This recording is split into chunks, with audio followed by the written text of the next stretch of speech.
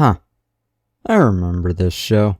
Hope this is good. What are you looking at there? Nothing. No one. Nowhere. Stop asking questions. Are you looking at a Fatal spin-off or something?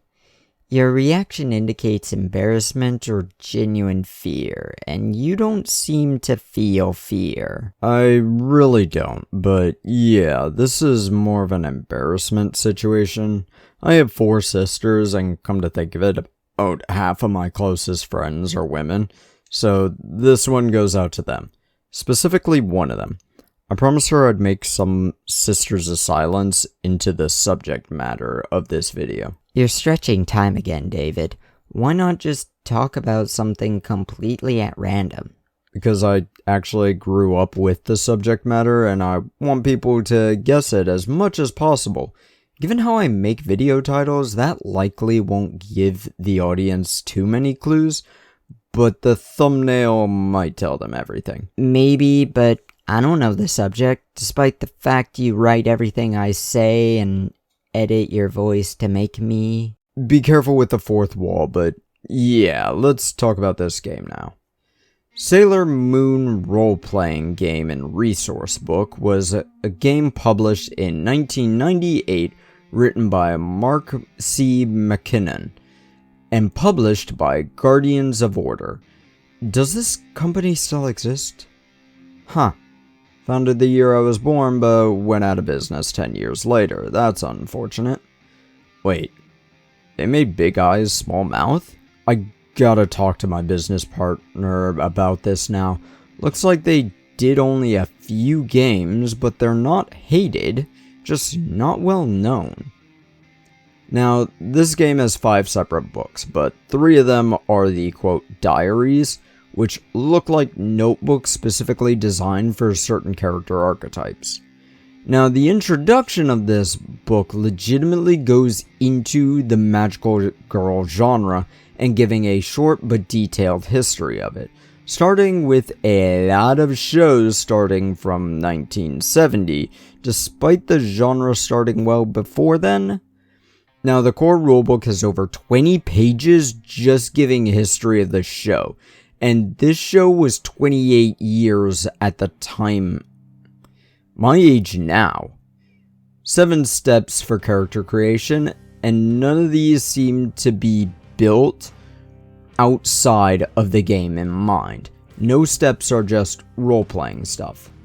Maybe defects and a couple of other, but I can forgive them, since it's not a dozen different steps like half of these games I review. Before going into character creation, it gives you some character options. 5 options, in fact. You can make a Sailor Scout, which are women, Knights, which are men, Villains, which I wouldn't recommend on a first playthrough, Descendants of main characters, which seem odd, but I guess they may have special rules, and your own original characters. I recommend going for that one. It's more fun to play your own dude. Steps are as follows: GM discussion, character outline, assign stats, character attributes, character defects, derived values, and background points. The GM discussion is obvious, essentially a session 0, understanding what the game is built for. The character outline is essentially the conceptualization phase as well. So we'll skip steps 1 and 2 and go right into step 3. Now, this game has 3 main stats: body, mind, and soul. God forgive me for that blasphemy. Body involves your health, strength, endurance, speed, dexterity, resistance, and recovery rate. Mind is boiling down into 3: smarts, wits, and learning speed. Soul is, at the exact same time, more simple and more complex. It's essentially your mind and body balance and your luck, for lack of a better term. So, it looks like there's 2 ways to get your stats set up in this self-made 3-stat system. What do they call this system again? Tri-Stat DX system. Shit, we may need to rename our 9-stat system. First option is to give everyone a set number of points to spread around the 3. 12 for average, 15 for above average, 18 for extraordinary, 21 for supers, 24 for near gods. Start with 12 for your first time, nothing wrong with the littles. Option 2 leads to more RNG systems, and both I and the game both don't recommend this way, but it's still an option. Roll a d6 and add a predetermined number, and put that total into a stat of your choice. This will lead to less variety of numbers, but more randomness and possibly worse characters. I understand people like rolling for stats, but I find myself preferring the points buy systems because it's easier to balance encounters against. No stat for either version can be lower than 1 nor higher than 12. This game looks like it caps at 12 in any one stat. I don't know if enemies break that rule or not, I assume they do, but there's a table below that describes what each number actually means. 1 being horrible at any given thing involving that stat, while 12 means, quote, best in the universe. Step 4 is next. Can actually allow you to increase a few things, even if you rolled or placed shit.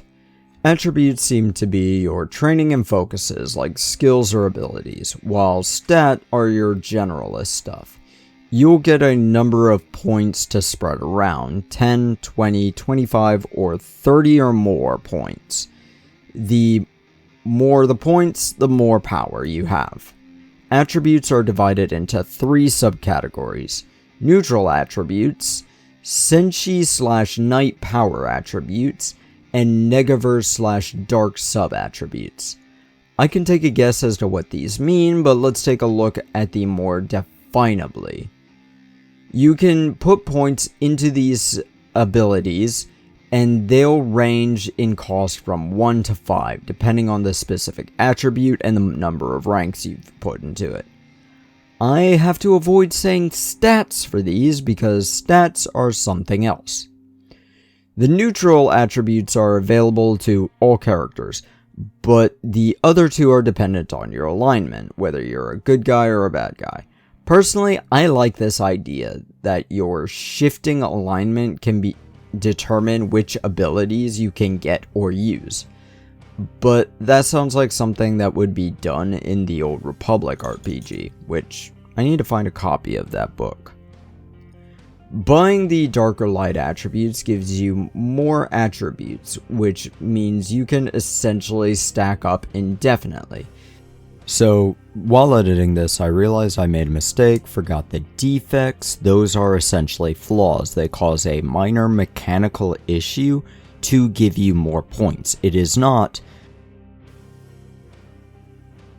the attributes get you more attributes, it is the defects get you more attributes.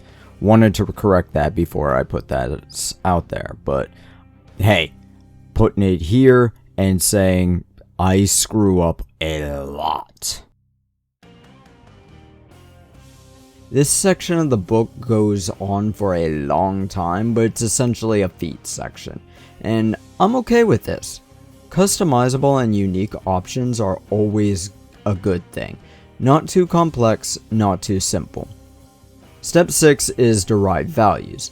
These are your combat bonuses, health points, and energy points. For the combat bonus, you'll add all 3 stats, then divide by 3.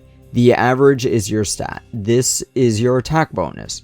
You'll add this number to your attack rolls. You subtract 2 from this number to get your defense bonus, and you do the same with this when you are attacked. It's a die versus die system. Not exactly the best way to go about it, but attributes can add to it as well. Health is your body and soul multiplied by 5. I can vibe with this, it's simple. Energy is your fuel for your alignment attributes, and your mind and soul is added together, multiplied by 5 to find this number.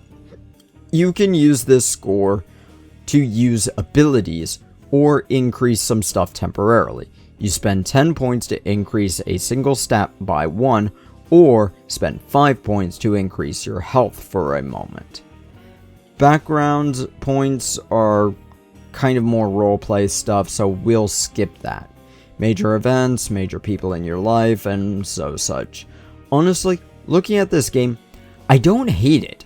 I actually kind of like it. Very simple and very easy to learn, with a lot of options. This game really does go very hard. I give it a 95%, mostly because I still don't know what dice I actually am supposed to use. I assume it's a D20 given the year, but there's no guarantee of that.